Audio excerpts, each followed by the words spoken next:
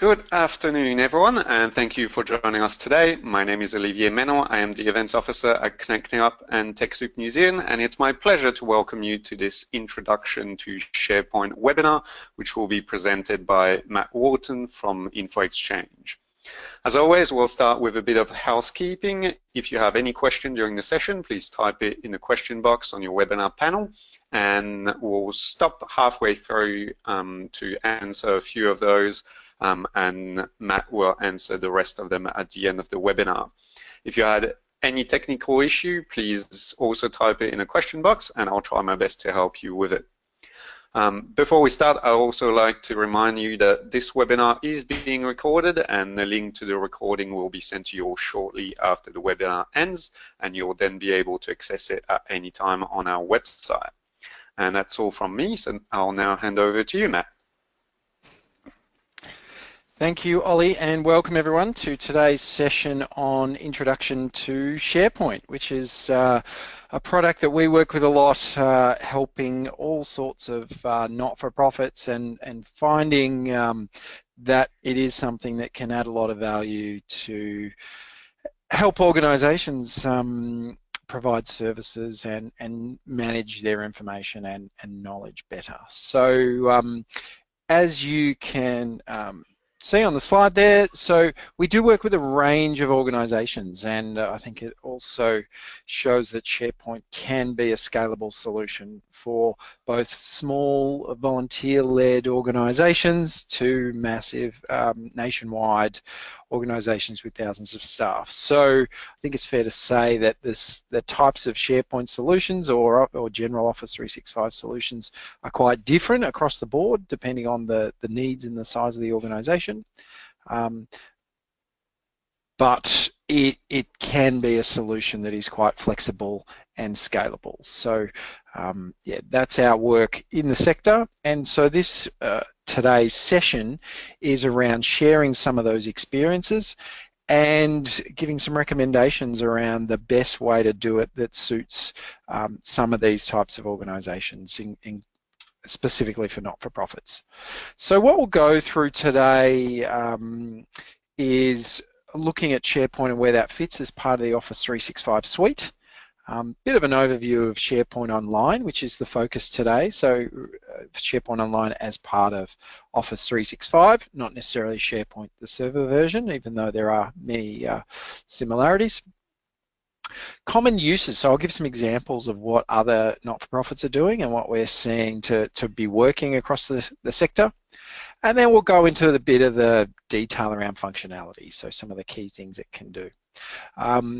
We will also mention limitations and challenges. So again, this isn't a sales session necessarily, so we will also point out when not to use it and some of the issues that we've seen as part of implementations or some of the traps that people often get caught on. So looking at that and looking at alternative applications. So sometimes people assume that SharePoint will do everything and is best at everything, when the Office 365 suite is quite broad and there are a whole heap of other applications that maybe could do or serve the purpose better than SharePoint. So looking at some of those, and we'll give you some tips around implementation and best practice and things to remember. So as Ollie said, we will, I'll try and pause about halfway, give people a chance to ask some questions, but and also at the end, so feel free to type any questions in the chat box as we go.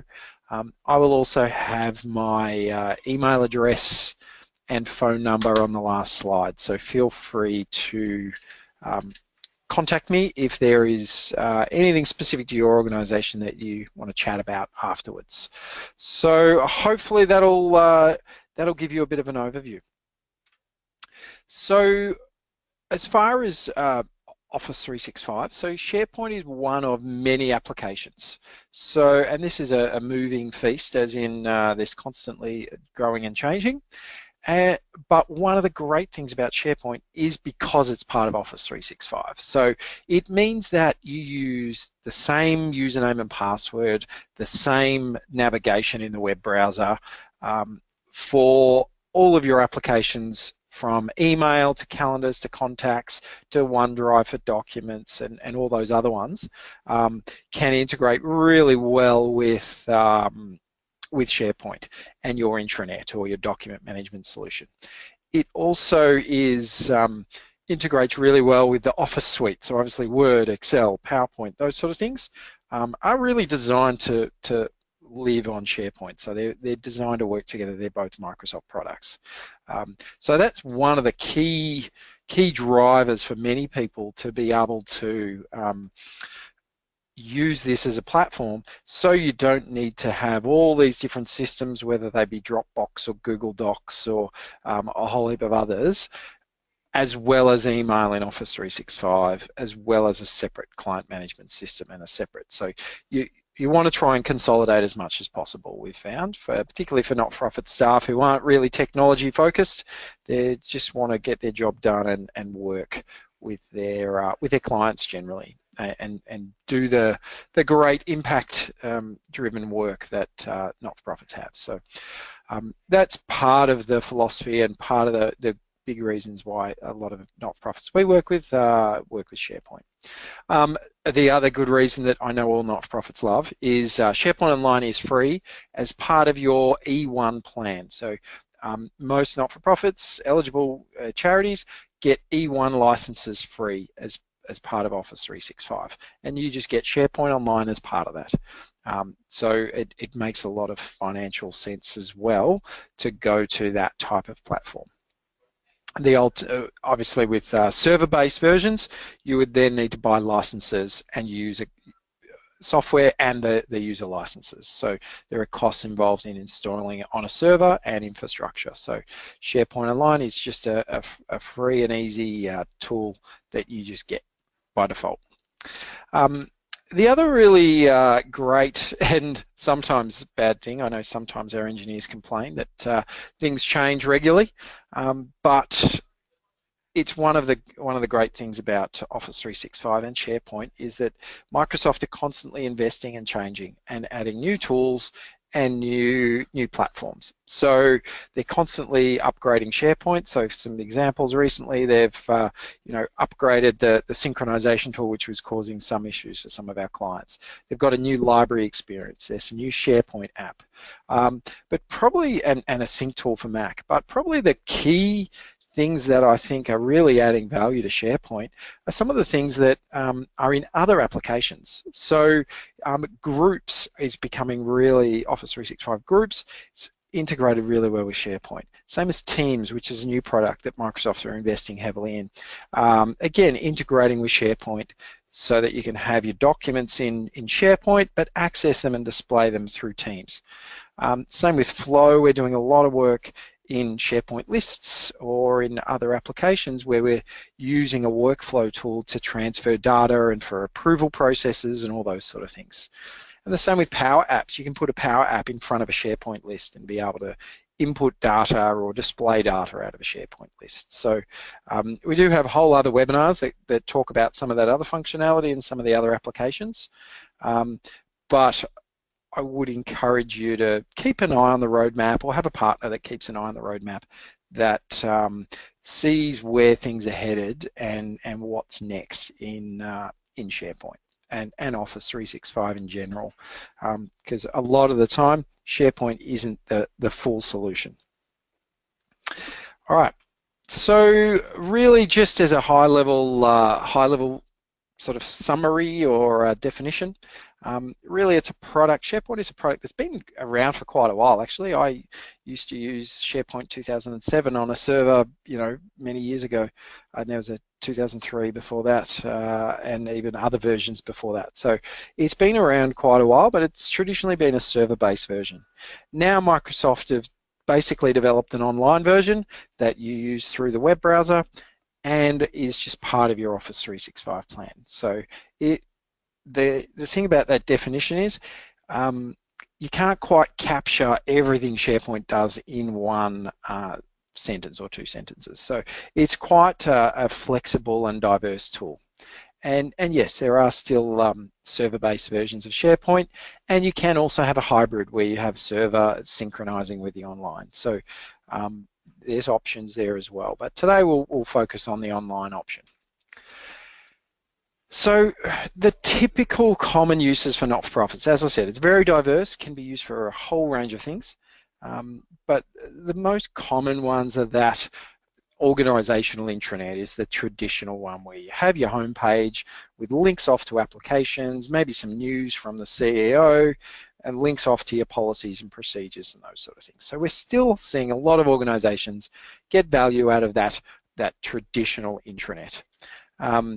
And part of that intranet is your knowledge base. So having a wiki or a spot where you store all your policies and procedures can be done in SharePoint as well. But more and more we're seeing collaboration as a more popular concept, and it's less about just putting documents up and leaving them there for 3 years. It's more about having workspaces where teams can work together. And again, Office 365 Teams can be this as well, but SharePoint sites or team sites in SharePoint can do this as well. So things like discussion boards and co-authoring on documents and project management tools, so you can have task lists and all sorts of stuff in SharePoint. So they can be helpful as well. Can also do that external sharing with partners. So I know we use ours for some of our clients where we have a SharePoint site where we have task lists for projects and store information that we both need to access. Many of our clients, the goal for SharePoint is to get rid of their server. So you can still use, some organizations can still use SharePoint as a file server replacement just for documents. Now that's not right for everyone, and we'll talk about that a little bit more later, but many of our clients do that. And it's got some really good functionality around document management. It's things like version history, co-authoring, tracking changes, metadata, so be able to search and find things. Accessing documents offline is one of the really powerful tools via a synchronization. So I often fly on planes and work on documents on the flights, and then they synchronize when I land. So there's some really good benefits there. But also mobile apps are becoming they're quite usable. So there's OneDrive and SharePoint and other apps that you can use, or just on any web browser. And the other thing that's great around Office 365, we often get questions around security. It's now hosted in Australia, and the security and the permissions are getting better and better, and Microsoft are doing more and more around protecting your data. So often it's more secure in Microsoft's data center than it is sitting in a box under a desk in your office, but or on desktops or on USB sticks and those sort of things. So that's another consideration. And the other thing for productivity perspective, SharePoint can be really good for forms and processes and databases and business intelligence and dashboards and those sort of things. Again, integrating with tools like Power BI, Power Apps, Flow can really help from an admin and management perspective. So there's just some of the things. Again, we could spend a lot of time on this slide and reel off a whole heap of others, but I just wanted to give you a sense of scope in terms of what SharePoint can do. So really, they're categorized into 4 areas. So really, the first one is the whole intranet part of it, where it's like a website for your staff, basically, and it's that hub. Then the other one's more collaborative spot where smaller groups of people can work on things together, chat, document, calendars, tasks, those sort of things. So that's either on a team basis or a project basis. Administration processes, so that's the forms, lists, databases, workflows, those sort of things.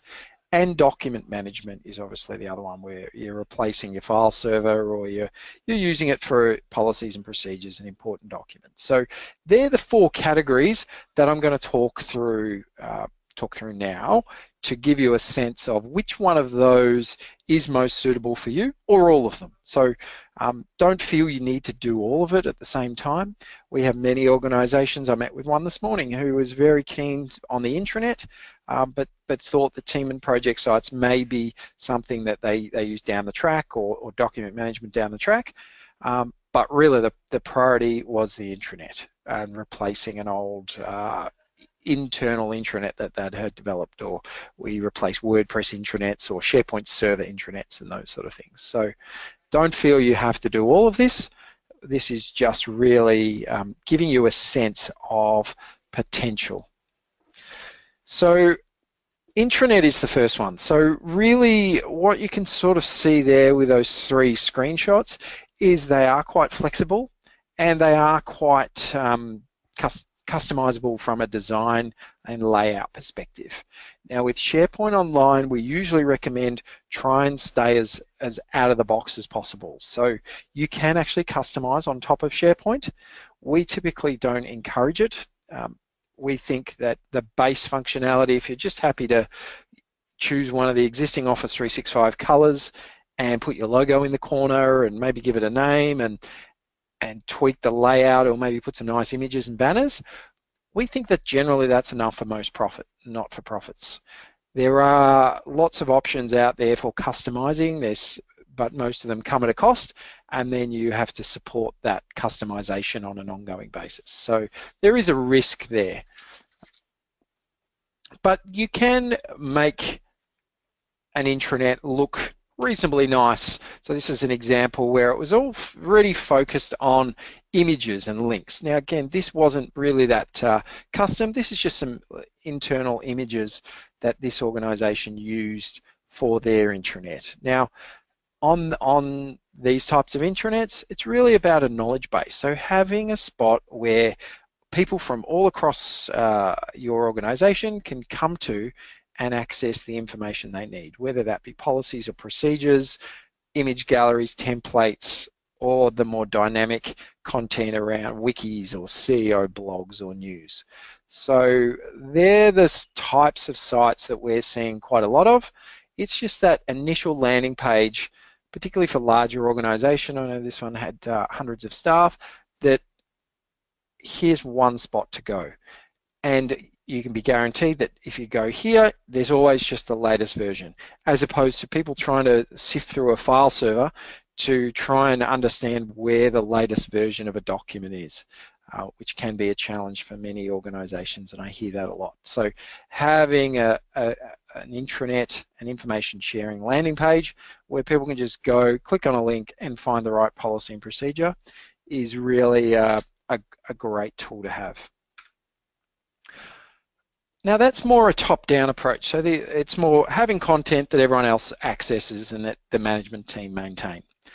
But on the flip side of that, SharePoint's really good at having a collaboration platform where it's like you essentially set up a site for a team or a project, and then you just let them manage the content and the news. So really it's a more dynamic site that, and maybe you only need the site for 6 months while that project's running and then you close it down, but it's a spot to have all information about that project or team. So essentially you can do task lists and discussion boards, co-author on tender documents, share your calendars and tasks, and have that register. This works quite well for boards or partners as well. So we have this with some of our partners, including Connecting Up actually. So we have a SharePoint site where we share information with Connecting Up and we work on things together on that, stored on that site. So as you can see, that's quite a flexible tool. So there are a range of different ways you can do that. So some of the sites are more task focused. For example, you can synchronize a Microsoft project sheet with SharePoint so that it uploads all of the tasks from that project into SharePoint. So that's one way, or you can do basic task lists. You can have a collaboration site with more discussion and more collecting feedback for people. Or you can just have the board site where it's more focused on storing minutes and agendas and documents, but also having task lists and calendars and those sort of things. So there are a range of ways to do collaboration, and you can have pretty standard out of the box. There's templates for most of these, so you go create a project site from a template, or you can customize the site and make it look however you want.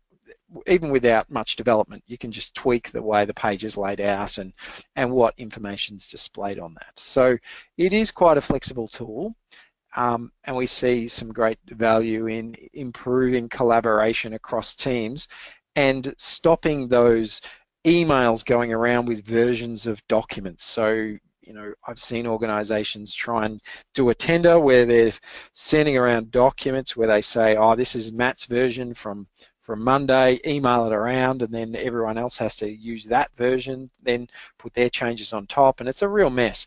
Whereas this is, you just store information in one spot and everyone edits it in that one spot. So there's no emailing documents or feedback around. Now, the other thing that I actually think is the one of the more hidden secrets for SharePoint is its value around administration and lists and forms. A lot of people just see SharePoint as, oh, I'm just going to dump documents there. I'm just going to replace my file server. But what I think is growing more and more is the potential to use the SharePoint list functionality. And essentially, you can customize a list to store any information, whether it be an asset register or an IT issues log or a leave requests. I've done timesheets, I've done incident reporting, a range of other things that you can input into a list. And the great bit about the input is you can do that from online on any device. Now, you can either do that through a SharePoint form, you can do it through InfoPath, you can do it through Power Apps. There are a range of different ways to input data, and also a range of different ways to see the data that's been input. So you can export to Excel, you can use Power BI, you can create dashboards, you can do a range of things when you're using a mini sort of list in SharePoint. So while it's not an Access database, I've seen some of those sort of basic Word forms and basic databases and lots of Excel sheets replaced by these type of SharePoint lists, and it's really takes that next step up in terms of sophistication and value and efficiency as well. So some examples there. This is all just about a new starter. So for example, if I employ a staff member, I fill out a form, and then and this one is in InfoPath at the moment, but there's workflows attached. So we use Flow to send notifications to say, okay, facilities department, go and get this new starter, a card, an alarm code, a desk, a phone, those sort of things. We also send a workflow to the IT department to say, hey, get them a new laptop, create an email account for them, those sort of things. Maybe HR department will get them a uniform, book them in for an induction. All of those sort of things come from just filling out a form. So there are, again, it's very customizable. You choose what fields you put in these lists, and you could potentially do this yourself. So again, there are a range of different inputs into that. Power Apps is becoming more and more popular and functional. So InfoPath is gradually being replaced, I think, but there's also another tool that's been released recently called Forms in Office 365. Now, it's more for surveys and quizzes, but again, it's just an additional layer of functionality that Microsoft are continuing to build on. So the fourth way that we mentioned was very common for not-for-profits to use for SharePoint 4 is document management. So a lot of people come to me and say, hey, I just want to replace my file server with SharePoint. And in many cases you can do that. It really does depend on what documents are on your file server. We did an audit recently on an organization that had over 1 million documents on their file server. Now that's not something you can just pick up and dump on a SharePoint site. So we can work through that, but and find a solution, but it is that you need to manage expectations. It is different from a file server as well from a usability perspective. So if you don't assume that you can just continue finding things through your Windows Explorer exactly like you used to in your file server. But in saying that, it has a whole heap of other functionality that file servers don't. So things like your offline files, Things like co-authoring, being able to have multiple people work on one document together. Version history, so being able to track who's made changes and when, and restore from old versions if you need to. The permission management is really good, either at a site level or a library level or a folder level or even a document level if you need to. It does support a range of different file types, and you can also set up things like image galleries or separate types of libraries for separate types of content. The other thing, which we won't get into in too much detail, is metadata as well. So you can probably see on that screenshot there, there's no folders in that screenshot, but things are categorized by function, document type, and owner. So it allows you to sort and filter by a range of different fields, not just sit everything under one folder. I hear all the time people not knowing which folder to store things in because typically things don't always fall into one neat category. So often an OH&S policy, for example, we have people want to put it in a policies folder, or other people want to put it in the HR folder, or the OH&S folder, or the risk management folder, or their team folder. So then you end up with 5 or so versions. So if you can store it centrally, tag it with a few different options or descriptions, then it's easier for people to search and find according to those descriptions. And as I mentioned before, there's no emailing around to these documents in SharePoint. Each document in SharePoint has a URL that you can link to from anywhere. So you can have a hyperlink on your desktop or send a link around or put it on a SharePoint site. The other thing that it does really well from a tracking perspective and a security perspective is version history. So again, you can track each time someone edits it in SharePoint, you can see the version and you can roll back to the latest version. So if I wanted to restore an older version because someone else had made some changes that I wasn't happy with, you can always restore back. So it gives you a bit of that redundancy. The other cool feature that I really like is that co-authoring. So being able to have multiple people editing the same document at the same time, it gives you that really rich functionality. And it really creates that collaborative experience between your staff and your teams. And that's getting better and better. Even with the online products, it's getting better as well. The other thing that people are starting to use a lot more of is the syncing.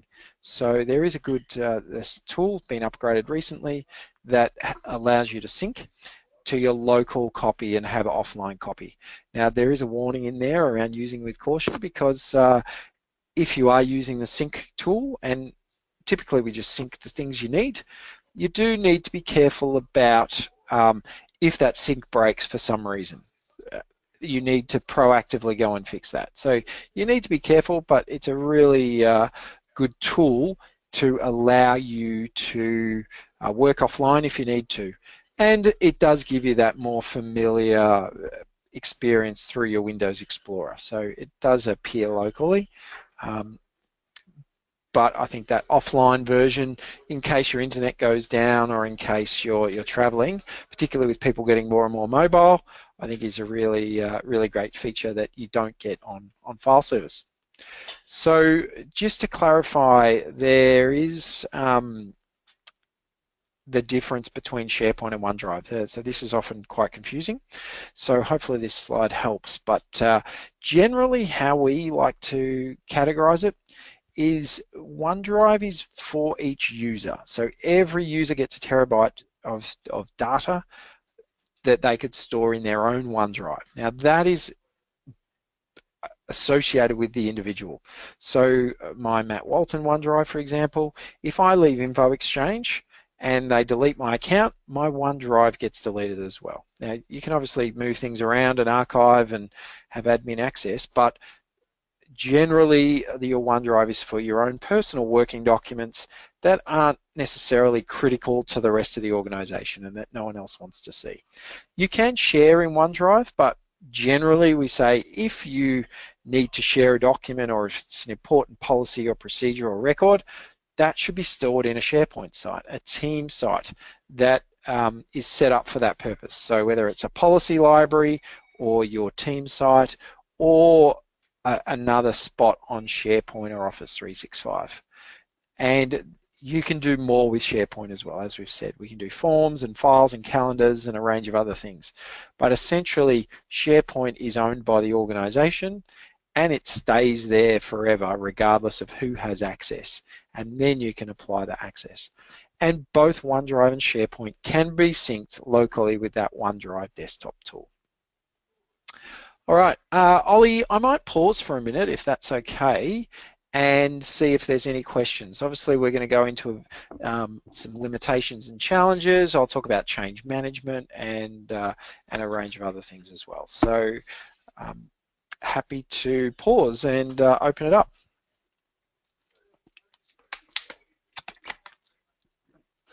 Thanks, Matt. Everything's pretty clear up till now because we've got no questions, so you can keep going. Okay, great.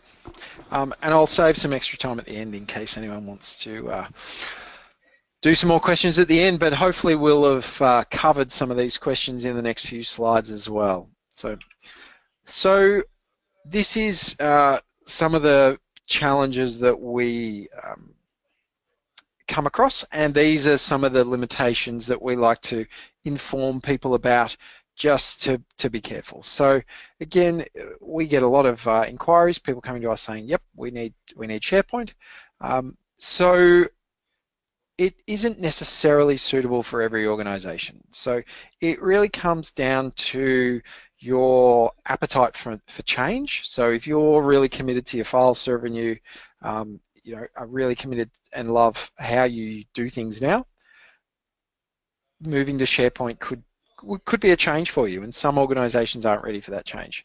Some organizations may have poor connectivity and don't want to necessarily, and really large files. So for those organizations, we actually say, well, look, SharePoint can be good for a few things, so maybe store your central policies and procedures, but I wouldn't store all your working documents up there because people are going to have a poor experience if you've got a really bad internet connection and large files.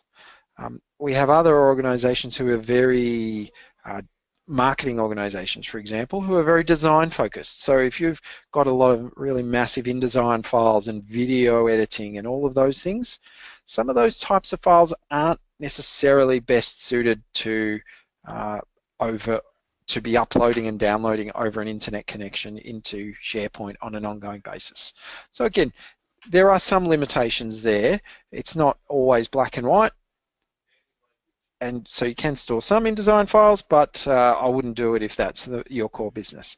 So it's just part of that assessment process and testing process that you need to go through to identify what are some potential issues with SharePoint. And as I said, yeah, it is different user experience than a file server. So if you're going to start asking people to go to a web browser and click upload every time they want to save a document, that's a little bit different from the traditional way of doing it through their Windows Explorer. So that is something that you need to think about. Are your users capable of and ready for change? The sync tool can have errors. So if there has been multiple changes that have happened while people have been offline, then the sync tool needs someone to help it understand which one's the right version. So you need to manage those changes. So, and if you don't manage those changes, there are conflicts with that.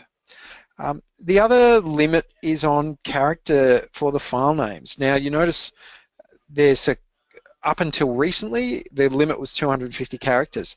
Microsoft have recently just upgraded it to 400. But there are still some issues with that. So the sync tool is still causing some issues between 250 and 400. So generally you want to try and keep your character names under 250. So what we're finding is if you've got a lot of layers of folders and really long file names, they're something that we try and fix before you put it up to SharePoint because it can cause some sync issues with that.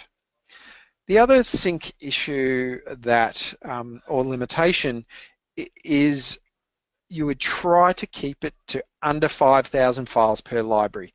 Now again, Microsoft just recently took off this limitation so that technically you can put more than 5,000 files in a library, but there are issues when people try and sync that. So again, that's why generally when we do a SharePoint project, we don't just pick up 1,000,000 files and try and dump them in one library.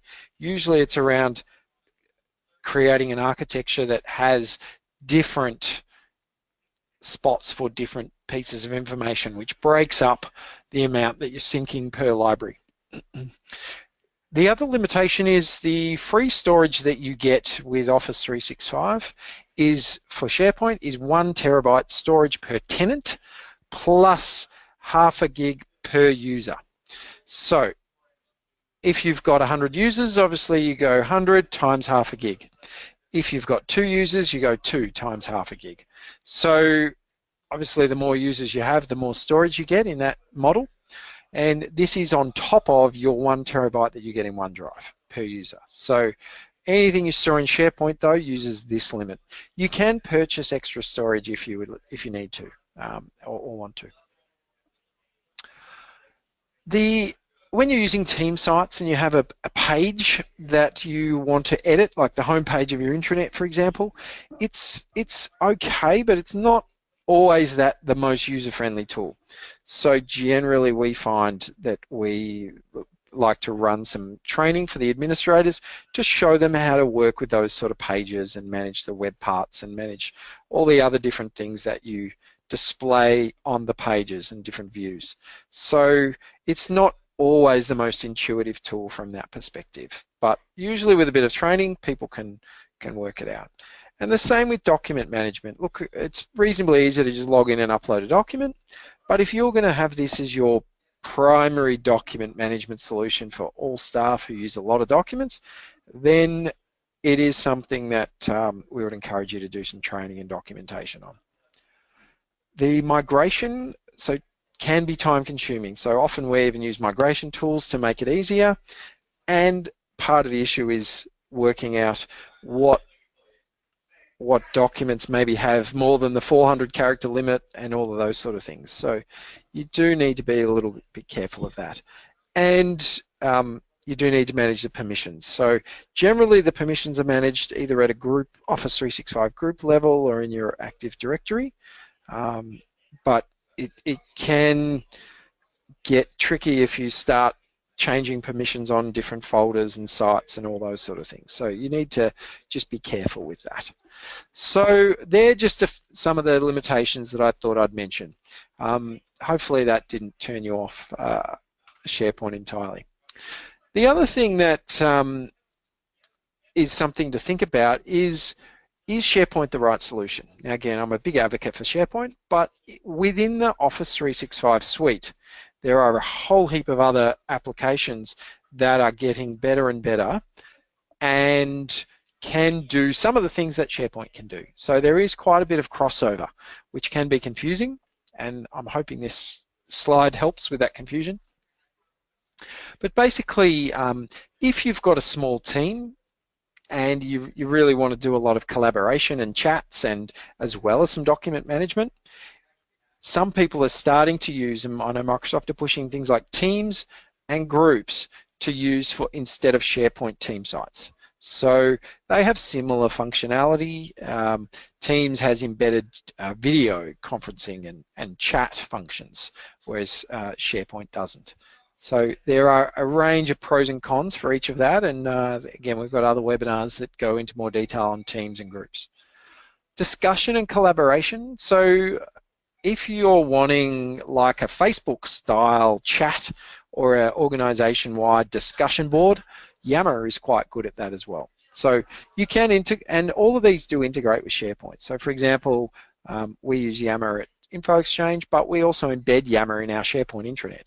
So you can use both. So it's not always an either or. It depends on your size as to how big or small you need to be. Some people traditionally also used to use SharePoint for booking calendars and sharing and having like event calendars or booking out rooms and those sort of things. Whereas you actually get that functionality embedded in your Exchange, which is part of your email and calendar, where you can just easily book out resources and rooms and those sort of things. So sometimes that function can be moved to Exchange instead of having it on the intranet. Again, with the board sites or team sites, teams or groups can do that as well, depending on what functionality you want. Business intelligence and reporting. So you can do just out of the box in SharePoint, you can do some of that reporting and views and dashboards, but Power BI is getting much more powerful. And again, you can embed Power BI in a SharePoint site. So they do integrate well. Now, if you're just sharing, storing and sharing an individual document just for yourself, you probably don't need to put that up in your organizational SharePoint site. You could store your working documents in OneDrive. So, for example, I store my day-to-day working documents, anything to do with my professional development or drafts. I just store that in my OneDrive. So that doesn't actually mess up my organization's SharePoint environment with all my stuff that no one else needs access to. So, but when I finish something and want to publish something, I will then upload that into SharePoint. You can also have online forms. So Power Apps and Forms and InfoPath are other tools that you can use for that, filling out information, inputting data. Project management. So again, I like project sites in SharePoint, but Planner is a new tool that Office 365 is doing as well that does perform some of those functions. Delve is becoming that spot where you can see all of your users and their profiles and what they're working on. So you don't always need that org chart as a separate thing in SharePoint anymore. So videos, again, it's Stream now, which is basically Office 365 video, that you can store videos. Messaging you can do in Skype or Teams. And again, if you've got a lot of large files, I'd probably also explore some local storage, particularly with a bad internet connection. It could be a NAS, a network attached storage, or a server. So again, there are some alternatives. Not trying to turn you off SharePoint either, but so some of the things to think about really when you're looking at SharePoint is it the best tool to solve your problem? Or is Yammer or a client management system or a website or something else going to solve your problem? Are you ready for the new way of working and ready for change? And are you supportive of the idea?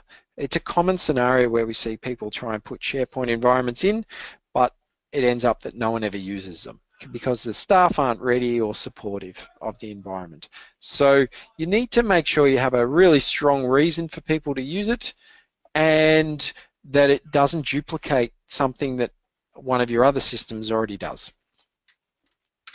So the best way to do that is to really look at what are your requirements and use cases. So who's using it and why are they using it? So what's the key reason? So is it just for staff? Is it just for management? Is it for everyone? And where else do they access information? So again, if you create an online platform in SharePoint and puts your policies up there, but then leave your policies on your file server where everyone used to get them, then they're probably not going to bother going into SharePoint. So it's more looking at do they have a real good reason to do it? And where are they doing it? What are they accessing? So a lot of that use case and scenarios about why and how. Also about the content, so managing the content of these platforms is very important as well. So is it something that you're wanting everyone to start inputting and uploading, or is it just a top-down intranet where you're just storing your policies and procedures and asking staff to access it? So I think these are some of the questions I'm always ask people before they go off and spend a lot of money or time on building and using these tools. The other things to think about is, how you're going to do the implementation. So do you have staff with the time and ability to do it internally, or do you need an external? And And it's not also just about the implementation, it's about how you're going to manage them going forward. Who's going to both review the content, migrate the content, and manage the content going forward. Do you think your staff need some hands-on training or a group session, or can they just work it out? Are they quite handy at these sort of systems? And change management's really important as well in terms of adoption and how you manage that change process. So typically with a SharePoint project, what we tend to find is having some key stages where you do it gradually is critical. So looking at allocating those resources first and building the business case, looking at that review and scoping, doing the design work,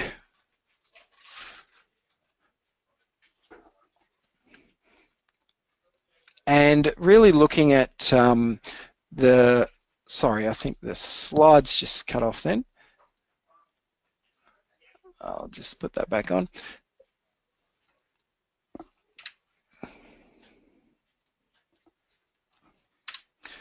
All right, so just going back to the stages, sorry about that, is really looking at who's going to design it, who's going to build it, and then making sure you're doing that training for the champions, a bit of pilot and testing, and then you do the content migration and launch. So what we often find is people try and do this process where they skip a lot of these stages. They just go from thinking about SharePoint to building it, and then uploading some content, and then making people use it. So you're actually skipping all that content review and design process and permission structure. So we've seen that quite a lot, particularly now in SharePoint where it's online, where it's a reasonably easy tool to configure. But you do need to be careful though about just jumping too far ahead too quickly. So when you design your site, you would lay it out in a way that suits your organization and structures it in a way that makes it easy to access information for staff. So this is just an example of a site map, for example, that you could use to start thinking about how you would lay out your sites. Do you want all of your information in one area, or really the corporate services people don't really access the program information and vice versa? So you can separate that out a little. Governance is another thing to think about. I know it's not the most exciting topic, but you know, really working out who can access what document and who's responsible for each bit of content. And again, it's a reasonably easy platform so that you shouldn't go to too much effort, but and it doesn't take a big overhead, but it's important to at least have a plan, whether that's part of your IT support arrangements or whether it's an internal staff member that owns that data. All right, and the last key one is change management. So again, we've seen many times SharePoint projects that technically are good and fine not work at all because they haven't had engagement from the team. There has been no business case or justification as to why they need it, and no one's really advocated for it or had any hype. Maybe they haven't done training or user documentation, they've just put a system up, sent an email out and expected people to start using it. So these are some tips that we've found to work from a change management perspective to ensure that it's actually getting used. So, and it could be that you just start small and simple and add some value and demonstrate the worth of the product before you go off and spend a lot of time doing this whiz-bang solution. So that's something to think about as well. All right, so really just looking at some top tips. So as we've touched on throughout the session, it's around explaining the benefits to the staff and why this is going to make their life easier, and get some of those local champions to help you promote it and make the most of it. So these type of projects we've found shouldn't be really IT driven. They should be more about getting internal people, non-technical people, to help drive that. And using, try not to rely too heavily on the synchronization tool in case you've got some of those sync issues. Explore those different options around project management and lists and streamlining, and consider metadata as well.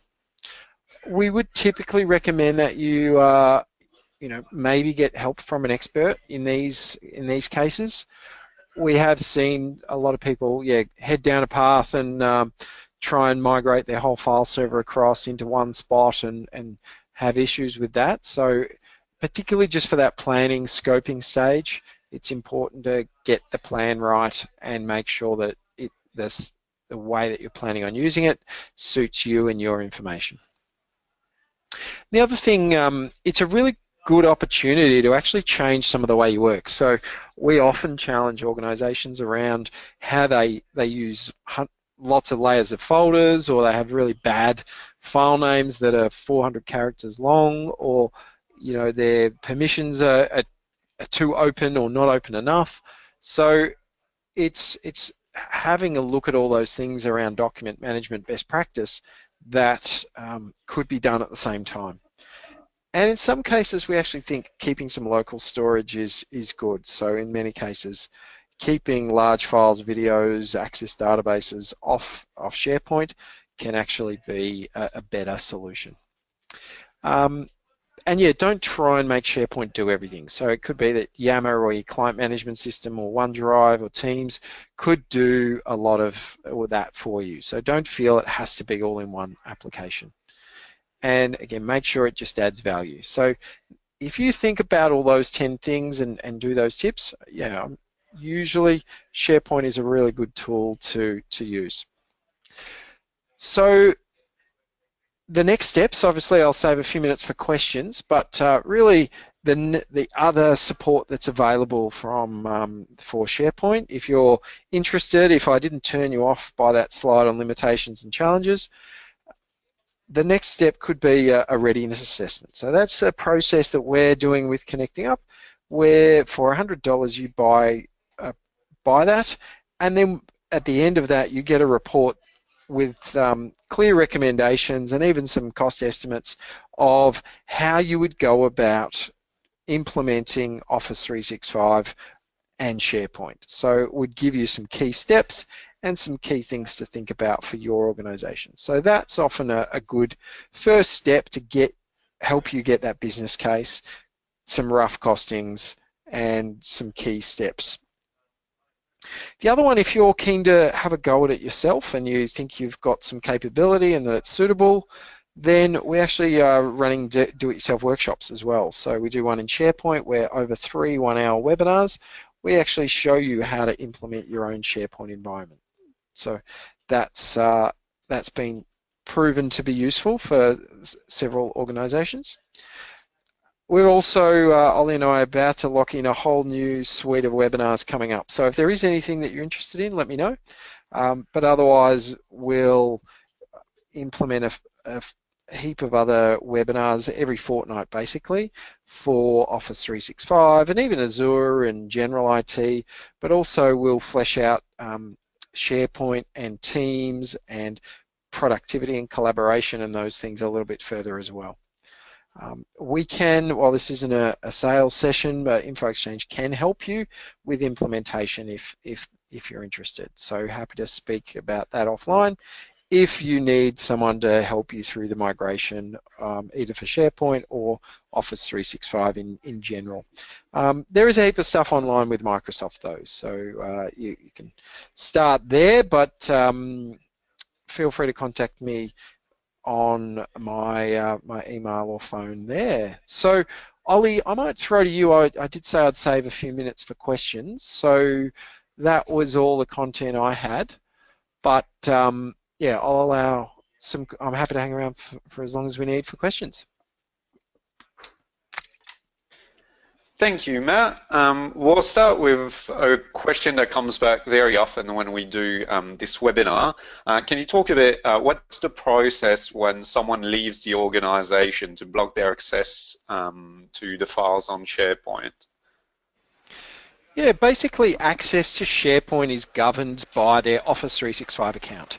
So generally, when people leave, all you need to do is reset their password or disable their account, and that blocks any access from all of the applications, whether it's the email inbox or SharePoint or OneDrive. So essentially, once you reset that password or disable that account, they can't access that anymore. So generally, it's a pretty simple management through the admin portal of Office 365. So it's good that because it's all one platform, it's one username and password. Whereas if you had Dropbox and Gmail and 10 other platforms, you would need to go into each of them separately to remove access. So hopefully that answered the question.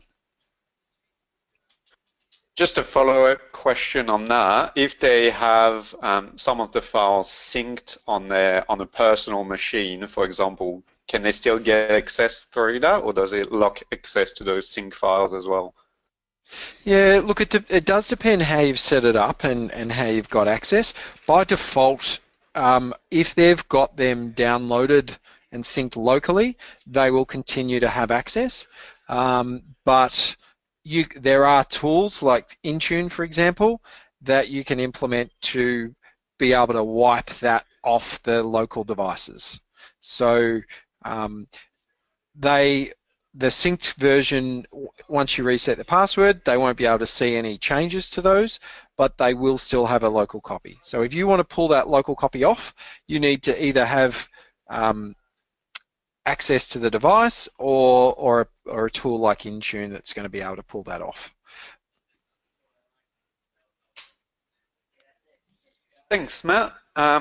Question from David, where you talked during about limitations. What do you mean by library when talking about limitations? Does each Office 365 user in an organization only have one library? How does it work? No, you can actually have as many libraries as you want. So there are no I think it's millions if there is a limit, but essentially within SharePoint, information is stored either in a library if it's for documents or a list if it's another type of information. But generally we have multiple libraries. The best practice is to have multiple areas where you store information. So you might have your policies and procedures in one library, you might have your corporate services team have their documents in a different library, you might have your admin team have or a program team store it in their library. So generally what that creates some separation, and you can have different permissions on each library. But what that means is the limitation around syncing 5,000 files, you would just make sure that each library has under 5,000 files on it. And if you need to break it up even further, so under corporate services, if you've got 10,000 files, you might break it up. You might have under corporate services a finance library and a HR library, for example. So you can have as many libraries as you want.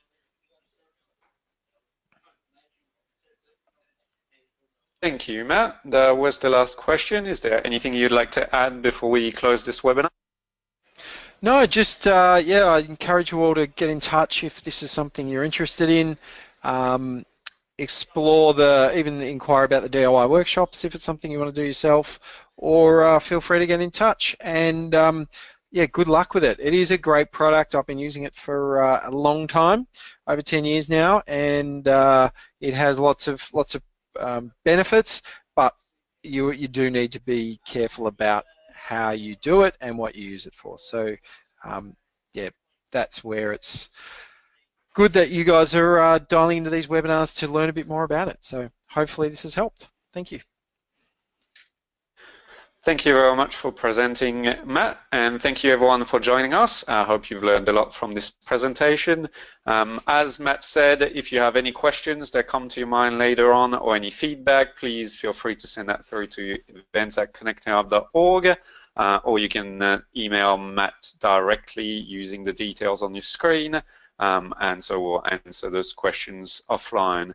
Don't forget that the recording will be available on our website very shortly, and the link will be sent to you, so keep an eye out on your inbox.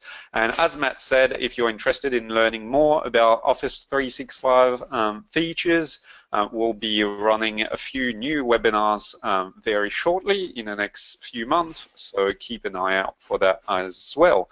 Again, thank you for being with us. Enjoy the rest of your day and see you next time.